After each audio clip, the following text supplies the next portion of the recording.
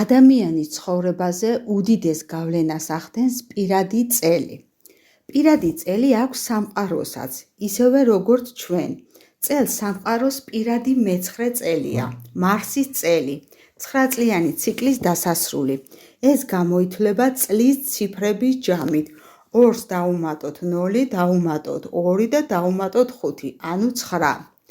პირადი წლის ცოდნა გაძლევთ შესაძლებლობას იცოდეთ თუ რა ქარი დაგიბერავთ ზურგში, რა იქნება წამყვანი ენერგია წლის განმავლობაში და შესაბამისად სწორი სტრატეგიის მიხედვით იმოქმედოთ. როგორ გამოვთვალოთ პირადი წელი? მისი გამოთვლა ძალიან მარტივია. დაბადების დღეს უნდა დავუმატოთ დაბადების თვე და დავუმატოთ მიმდინარე წელი. მაგალითისთვის გეტყვით ჩემს პირად წელს. დაბადებული ვარ 9 აგვისტოს. შესაბამისად 9-ს ვუმატებთ 8-ს და ვუმატებთ 2025-ს და დაგვყავს ჯამი ერთნიშნა რიცხვამდე და მივიღეთ 8.